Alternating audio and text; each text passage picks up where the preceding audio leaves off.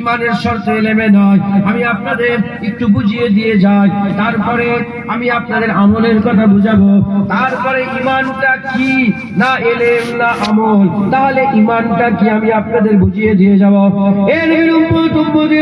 মুসলমানের ছেলেরা, এলেম ইমানের জারিয়া নয়। এলেম থাকলেও ইমান আলা হয়, এলেম না থাকলেও ইমান আলা হয়, এলেম থাকলেও ইমান আলা হয়, এলেম না থাকলেও ইমান আলা হয়। আমি আপনাদের বুঝিয়ে দিয়ে যায়। অনেক ক্ষেত্রে এলেম মানুষকে ধ্বংস করে দেয়, এলেম মানুষকে গুমরাহ করে দেয়, এলেম মানুষকে ধ্বংস করে দেয়। জারুল্লাহ জামাখশারি তাফসীরে কাসসাব লিখেছিল, বড় এলেম ছিল, তাফসীরের কিতাব লিখেছে, কিন্তু গুমরাহ হয়ে মরে গেছে, মুতাজিলা হয়ে গুমরাহ হয়ে মরে গেছে। আব্দুল্লাহ ইবনে নাজদি বড় এলেম ছিল, কিন্তু গুমরাহ হয়ে মরে গেছে, গুমরাহ হয়ে মরে গেছে। গোলাম মির্জা কাদিয়ানী বড় এলেম ছিল, কিন্তু গুমরাহ হয়ে গেছে, গুমরাহ হয়ে গেছে, কাফের হয়ে মরে গেছে। এর উম্মতিরা, মুসলমানের ছেলেরা, খবর নিয়ে দেখে যাও, খবর নিয়ে দেখে যাও। বড় বড় এলেম ছিল, কিন্তু তারা ধ্বংস হয়ে গেছে, শেষ হয়ে গেছে। এলেম মানুষকে ধ্বংস করে দেয়।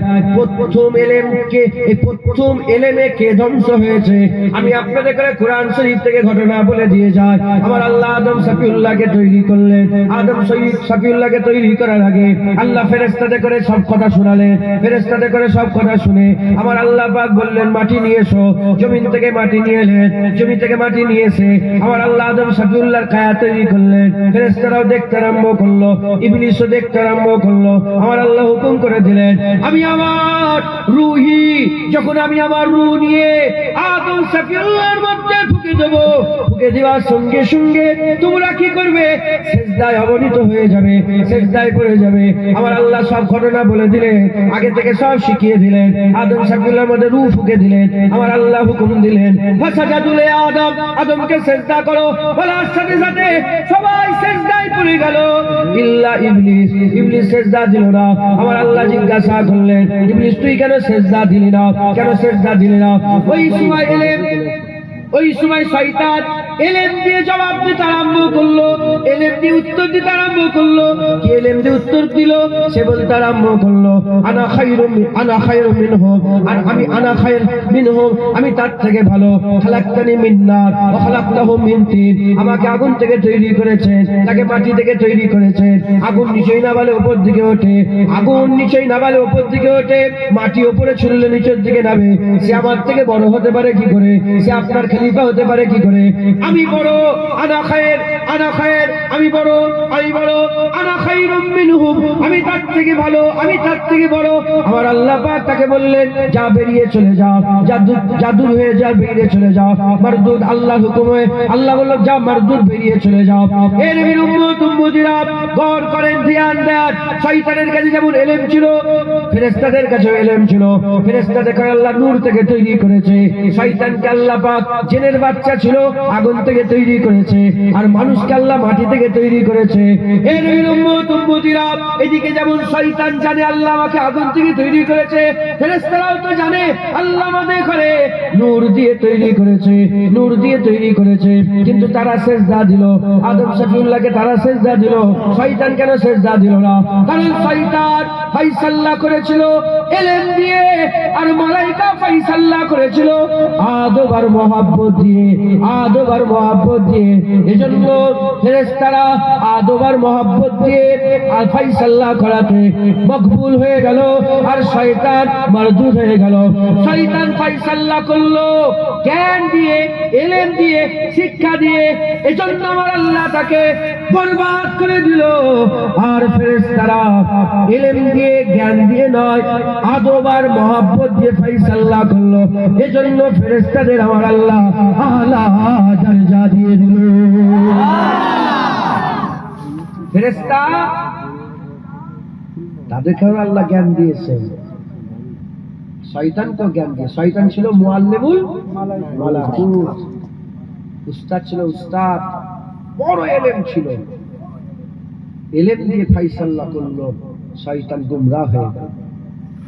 আর আদম শফিউল্লাহর সিজদা দেনেওয়ালা মালায়েকা ফেরেশতারা এলেম দিয়ে নয়, আদব দিয়ে ফয়সালা করলো, মুকাররাব হয়ে গেল। কি হয়ে গেল? মুকাররাব হয়ে গেল।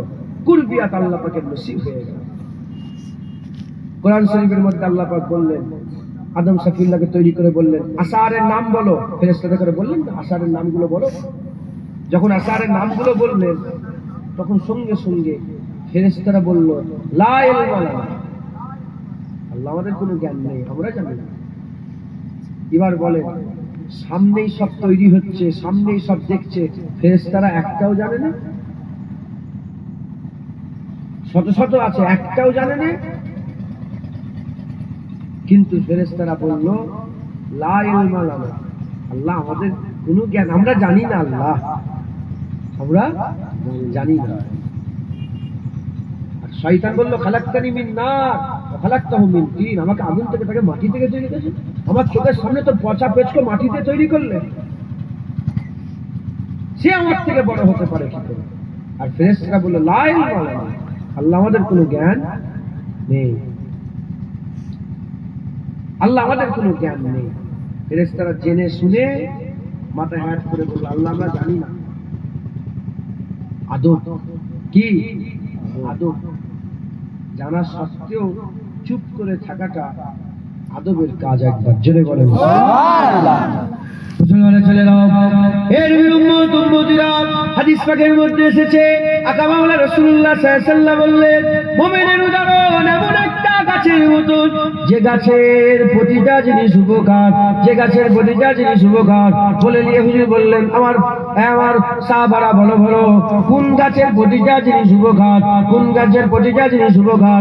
সাহাবারা বলে আমরা আমাদের দিমাগ, আমাদের জ্ঞান আমরা ছুটিয়ে ছুটিয়ে নিয়ে গেলাম বাগানে, আমরা ছুটিয়ে ছুটিয়ে নিয়ে গেলাম পাহাড়ে, আমরা ছুটিয়ে ছুটিয়ে নিয়ে গেলাম মরুভূমিতে, আমাদের মাথায় ঢুকলো না, আমাদের মাথায় আসলো না, আমরা বুঝতে পারলাম না, আমরা জানতে পারলাম না।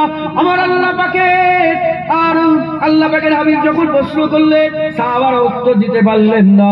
ওই সময় রাসূলুল্লাহ সাল্লাল্লাহু আলাইহি ওয়াসাল্লাম বললেন বুঝতে পারো না খেজুর গাছ গো, খেজুর গাছের প্রতিটা জিনিস উপকার, খেজুর গাছের প্রতিটা জিনিস উপকার। হে নবীর উম্মত উম্মতিরা, ঘটনা শেষ হয়ে গেল। ওমরে ফারুক হুজুর বাড়ি গেলেন, হযরত আব্দুল্লাহ বিন ওমর তিনিও বাড়িতে গেলেন। আব্দুল্লাহ বিন ওমর ওমর হুজুরের বেটা, হযরত ওমর রাদিয়াল্লাহু তাআলা হুজুরের বেটা, হযরত আব্দুল্লাহ বিন ওমর। আব্দুল্লাহ বিন ওমর যে বলতে আরম্ভ করে দেয় আব্বা জান, যখন হুজুর পাক সাল্লাল্লাহু আলাইহি ওয়াসাল্লাম জিজ্ঞাসা করছিলেন কোন গাছ, আমার জ্ঞান ছিল, আমি জানি, আমি এই গাছটা জানতাম খেজুর গাছ। তখন আব্বা জান বললে না কেন?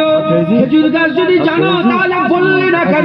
বলার সাথে সাথে হুজুর আদবের জন্য বললেন হ্যাঁ আমার আব্বা জান কি করে বলবো, ওখানে আবু বকর সিদ্দিক বসে আছে, ওখানে আপনি বসে আছেন, ওখানে ওসমান গনি বসে আছে, ওখানে মাওলা আলী বসে আছে, তাদের সামনে কি আমি আমার ছোট মুখ খুলতে পারি?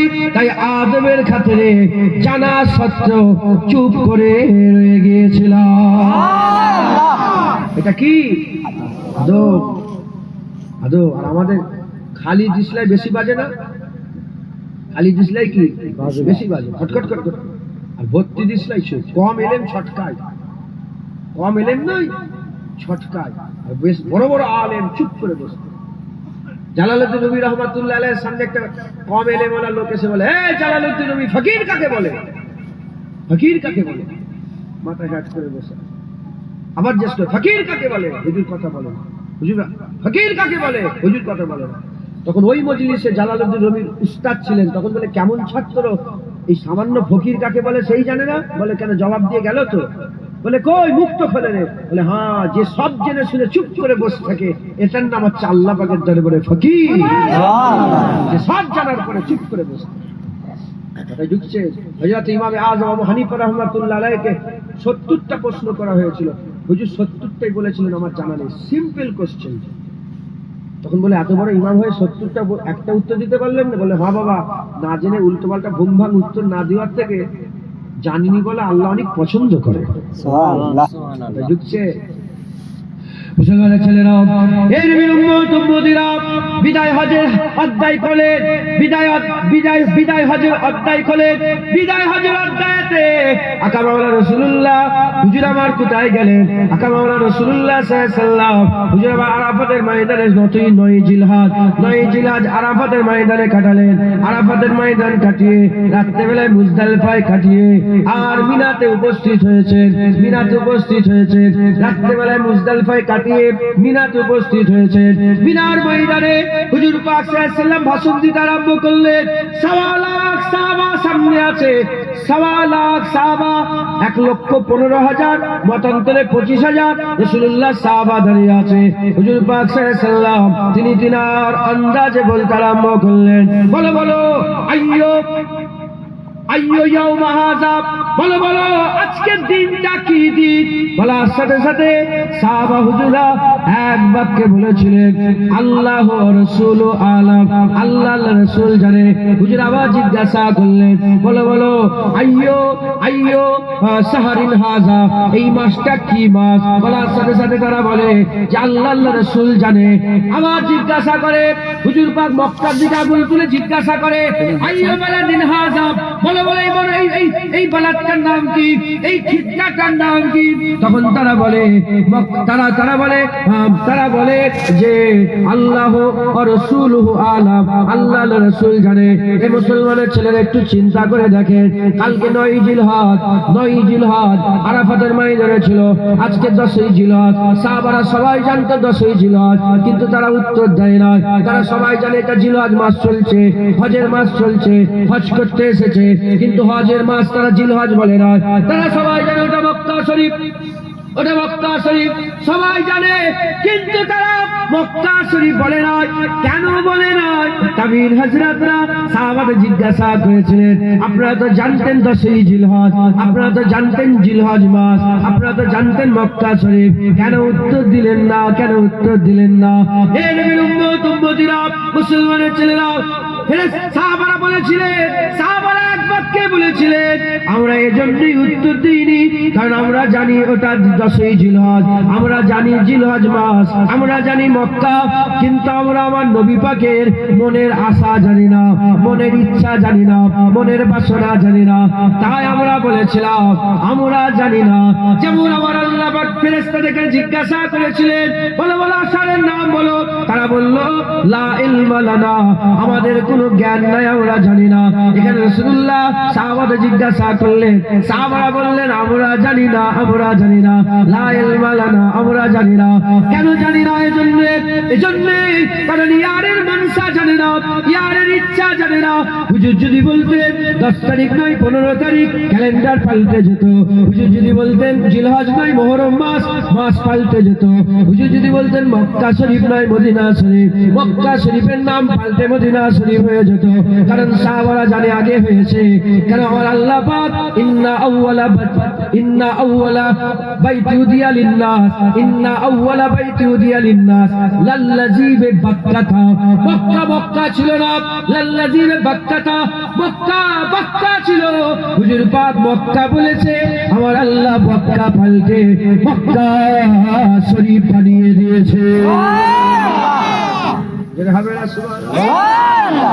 বুঝলে, সাহাবা হুজুরা সবসময় ছোট হয়ে থাকতেন, এলেমের গরম দিতেন না।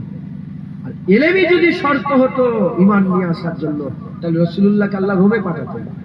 তখন রোম এলেমের মারকাজ ছিল। হুজুর পাক ইউনানে রাসূলুল্লাহ পাক সাল্লাল্লাহু আলাইহি ওয়াসাল্লামকে আল্লাহ পাক পাঠাতেন, কারণ ইউনান তখন এলেমের মারকাজ ছিল। পাঠালেন কোথায়? মক্কা শরীফে। 10 লাখ আবাদি ছিল, 15 জন নিজের নামটা লিখতে পারতো, 15 জন কমবেশ, মাত্র 15 জন নাম লিখতে পারতো 10 লাখ মানুষের মধ্যে। আমার আল্লাহ উম্মীদের মাঝখানে রাসূলুল্লাহ পাঠিয়েছেন। একবার জোরে বলুন, উম্মীদের মাঝে রাসূল পাঠিয়েছেন। কারণ এলেম শর্ত নয় ঈমানের, এলেম শর্ত নয় ঈমানের। যারা এলেমের গরম দেখাও, এলেম শর্ত নয় ঈমানের। এলেম থাকলেও ঈমানওয়ালা হবে, এলেম না থাকলেও ঈমানওয়ালা হবে। আবার এলেম মানুষকে ধ্বংস করে দেয়, এলেম মানুষকে গুমরাহ করে দেয়, খালি এলেম মানুষকে গুমরাহ করে দেয়। যত বড় বড় ফতোয়া নবীর বিরুদ্ধে কারা দেয়? সাধারণ মানুষ, এলেম ওয়ালা। নবী পাকের সামনে বিয়াদবি কারা করে? এলেম ওয়ালা।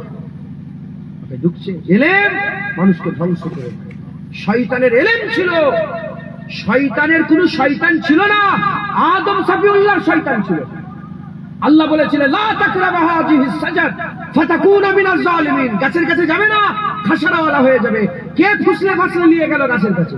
শয়তান। কিন্তু শয়তান যে শয়তান হলো, শয়তানের কোন শয়তান ছিল? শয়তানের এলেম শয়তানকে ডুবিয়ে দিয়েছে।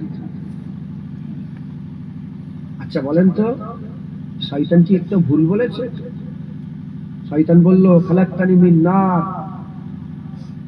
ওয়া খালাকতাহু মিন তিন, আমাকে আগুন থেকে তৈরি করেছেন। শয়তানকে আল্লাহ আগুন থেকে তৈরি করে না? তাকে মাটি থেকে তৈরি করেছেন। আদম আলাইহিস সালাম কি মাটি থেকে তৈরি করে না? শয়তানকে আল্লাহ পাক, শয়তান বলল যে মাটি উপরে তুললে নিচের দিকে নাবে, মাটি উপরে তুললে নিচের দিকে নাবে না? আগুনকে নিচে নামালে উপর দিকে ওঠে, আগুন নিচে নামালে উপর দিকে ওঠে না? তাহলে একটা ভুল বলেছে শয়তান না, ওর এলেমে যা ছিল সে এলেম দিয়ে বিচার করে। কিন্তু আমার আল্লাহ পাক আদম সাফিউল্লাহকে কটা জিনিস দিয়ে তৈরি করেছেন? 5টা। কটায়?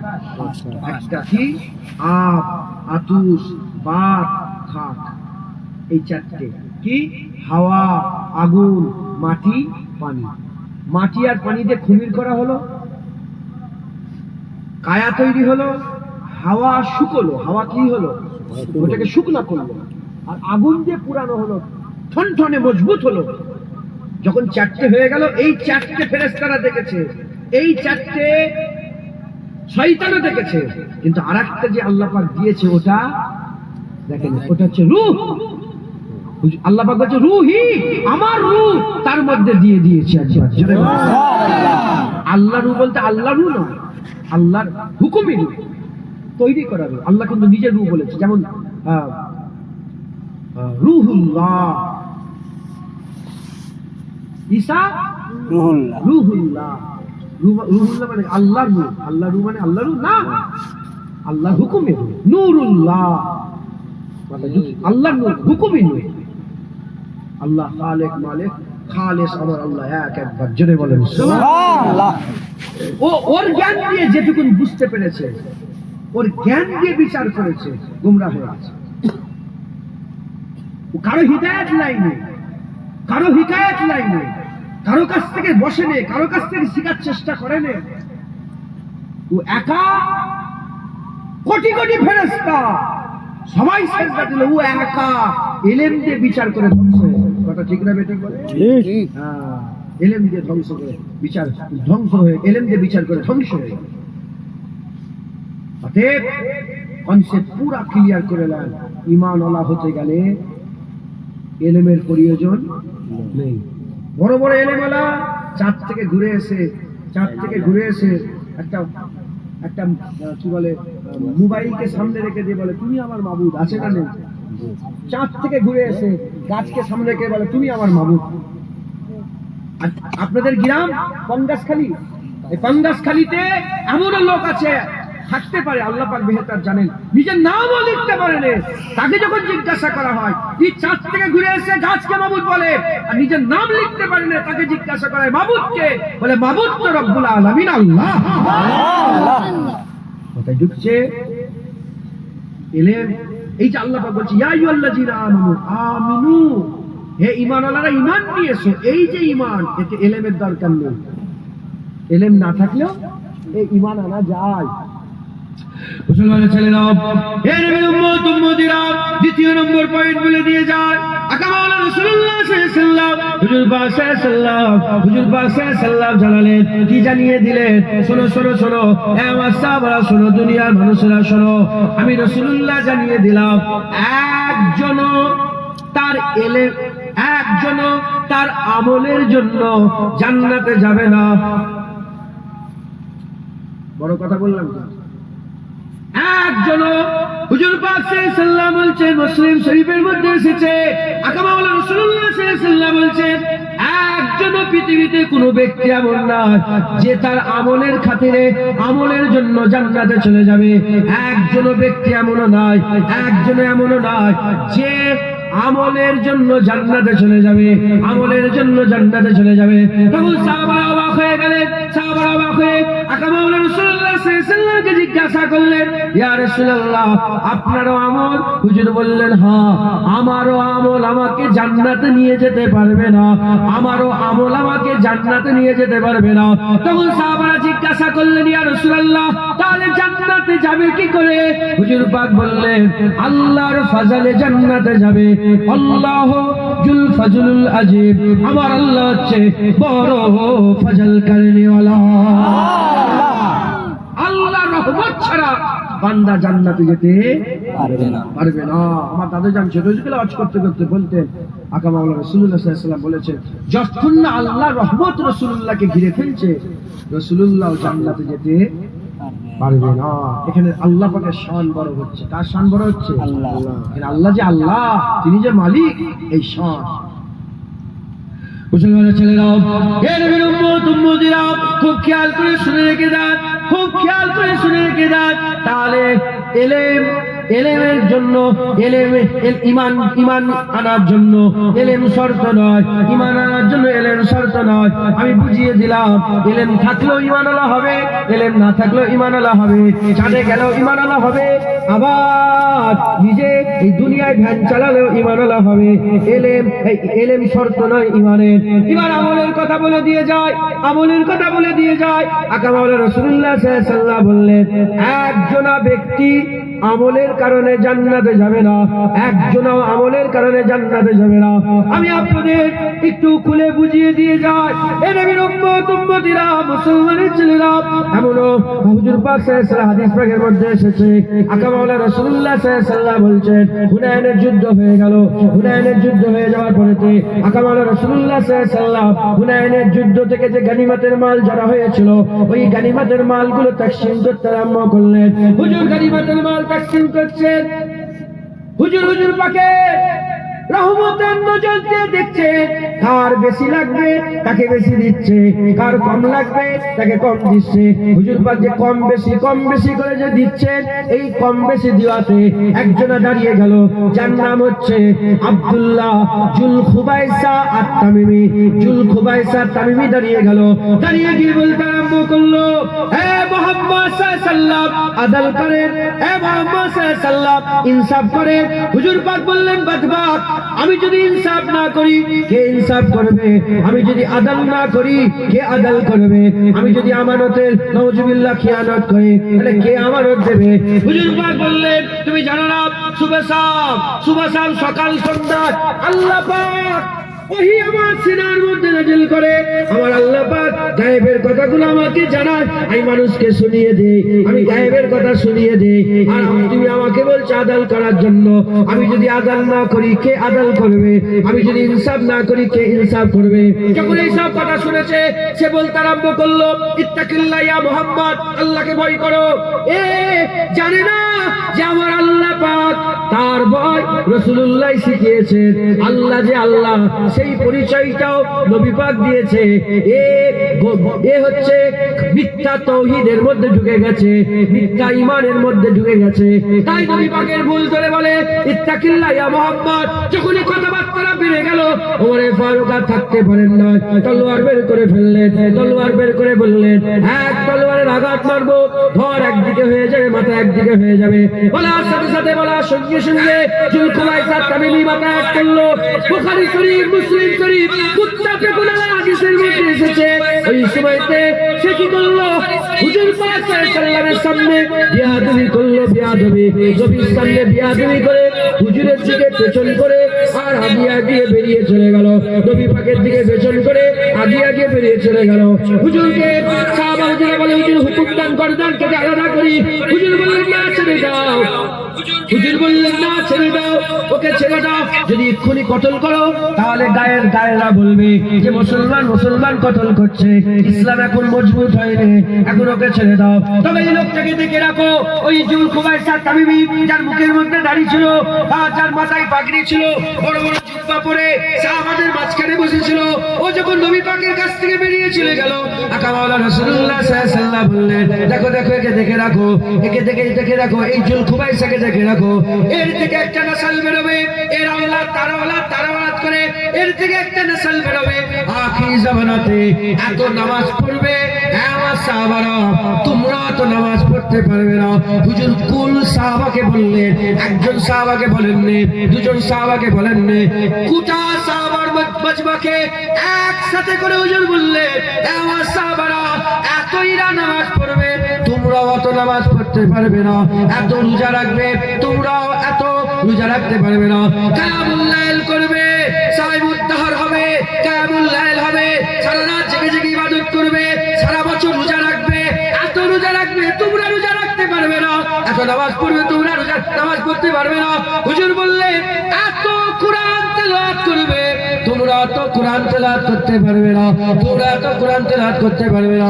কিন্তু হুজুর পাক সাল্লাল্লাহু আলাইহি ওয়াসাল্লাম বললেন, তাদের উদাহরণ হবে তীর আর কামানের মতো, তাদের উদাহরণ তীর আর কামানের মতো, কামান থেকে তীর ছেড়ে দিলে যেমন তীর আর ওই কামানে কোনোদিন ফিরে আসে না, ওইরূপ এদেরও দিল থেকে ঈমান বেরিয়ে যাবে, এদের ঈমান আর কোনোদিন ফিরে আসবে না, এদের ঈমান আর কোনো ফিরে আসবে না।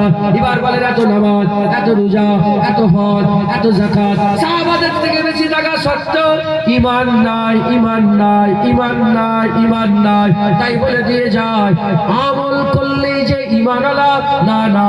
হুজুর পাক সাল্লাল্লাহু আলাইহি ওয়াসাল্লাম বলেছেন, আখিরি জামানায় আলামতে কিয়ামতের হাদিসের অধ্যায়ের মধ্যে এসেছে, হুজুর পাক বলেছেন, মসজিদ ভর্তি লোক থাকবে, একজনেরও ঈমান থাকবে না, একজনেরও ঈমান থাকবে না। এই মুসলমানের ছেলেরা, মসজিদে তো কেউ ব্যবসা করতে যায় না, মসজিদে লোক নামাজ পড়তে যায়, নামাজ পড়তে যাবে, কিন্তু তারা ঈমান থাকবে না। এই নবীর উম্মতিরা, মুসলমানের ছেলেরা, খুব খেয়াল করে শুনে রেখে দেন, আকা মাওলানা রাসূলুল্লাহ সাল্লাল্লাহু আলাইহি ওয়াসাল্লাম হুজুর আমার বর্ণনা করতে করতে, হুজুর পাক বর্ণনা করতে করতে, হুজুর পাক সাল্লাল্লাহু আলাইহি ওয়াসাল্লাম বললেন, তাদের চেহারা কেমন হবে, এই যে জুল খুবাইসা তামিমের আওলাদের চেহারা কেমন হবে। হুজুর পাক বললেন, চোখগুলো ঢুকা হবে, ঘুনো ন্যাড়া হবে। হুজুর বললেন, এরা ঘুনো ন্যাড়া হবে, চোখগুলো ঢুকা হবে, খুব ঘুনো, বড় বড় দাড়ি হবে, বড় বড় জুব্বা পরবে, টাকনুর, এই যে পায়ের গাঁট আছে, টাকনুর অনেক উঁচুতে ইজার পরবে, অনেক উঁচুতে তারা পরনে পোশাক পরবে। হুজুর পাক সাল্লাল্লাহু আলাইহি ওয়াসাল্লাম বললেন, দেখতে মুসলমানের মতন হবে, কিন্তু এদের ঈমান থাকবে না, এদের ঈমান থাকবে না। উল্টো দিকে কোনো আমল নেই, ফাসিক ফাজির হবে, কিন্তু আমার আল্লাহ তাদের ঈমান বরকরার রেখে দেবে। মাথায় ঢুকছে? বড় এলেমওয়ালা হলে ঈমানওয়ালা হওয়া যাবে না, আর বড় আমলওয়ালা হলেও ঈমানওয়ালা হওয়া যাবে না। এই তো জুল খুবাইসা তামিম উদাহরণ দিলাম। হযরত আলী কারামাল্লাহ হুজুরের জামানাতে খারিজি বলে একটা দল ছিল। কি দল? খারিজি। আলী কারামাল্লাহ হুজুর খলিফা, হুজুর খারিজিদের বিরুদ্ধে লড়াই শুরু করলেন। সাহাবাদেরকে বললেন, যাও প্রথমে তাদের সঙ্গে কথা বলো, যদি না হয় তারপরে বিলাখের জিহাদ করো। তারা এলো, এসে খারিজিদের সঙ্গে কথাবার্তা বলে সাহাবারা দেখে অবাক হয়ে গেল যে তারা দেখছে যে এত নামাজ পড়ছে, এত কায়াম নামাজে করছে, এত তাবিল সেজদা করছে, তাদের দিল মুতাজামজাম হয়ে গেল, সন্দেহ হয়ে গেল যে এদের বিরুদ্ধে লড়াই করব, এরা তো আমাদের থেকে ভালো করে নামাজ পড়ছে। সাহাবারা বলছে, আলী হুজুরের কাছে গেছে, ইয়া আমিরুল মুমিনিন, কার সাথে লড়াই করতে পেরেছেন? এরা এমন নামাজ পড়ে, এমন সেজদা দেয়, এমন রুকু দেয়, এমন কোরআন তেলাওয়াত করে, এমন ইবাদত করে, এমন জিকির করে, লড়াই কার সাথে করতে পারছে? তখন হযরত আলী হুজুর কসম খেয়ে বললেন যে আমি রাসূলুল্লাহর মুখ থেকে শুনেছি, হুজুর পাক সাল্লাল্লাহু আলাইহি ওয়াসাল্লাম নিজে বলেছেন যে খারিজিরা হচ্ছে কিলাবুন নার, খারিজিরা হচ্ছে জাহান্নামের কুকুর। বলে যার কবজায় কুদরত আমার জান, সেই সত্তার কসমকে বলছি, আমি রাসূলুল্লাহ সাল্লাল্লাহু আলাইহি ওয়াসাল্লামের মুখ থেকে শুনেছি খারিজিরা আল্লাহ পাকের জাহান্নামের কুত্তা। এরা খারিজিরা। যখন এই কথা বললেন, সাহাবা হুজুরা বলল যে আলী হুজুরের ওয়াজ আমাদের ঈমান বাঁচিয়েছে, নাহলে ওদের আমল দেখে আমরাও ঘেবড়ে গিয়েছি। ওদের আমল দেখে আমরাও ঘেবড়ে গিয়েছিলাম। আলী হুজুর আমাদের ঈমান বাঁচিয়ে নিয়েছে। একবার জোরে বলেন সুবহানাল্লাহ। সাহাবারা পরে লড়াই করলো, খারিজিদের সঙ্গে লড়াই হয়। মুসলমানের ছেলেরা, এর উম্মত উম্মতিরা খুব খেয়াল করে শুনে রেখে দেন, তাহলে প্রশ্ন জাগতে পারে আমল আছে ঈমান নেই।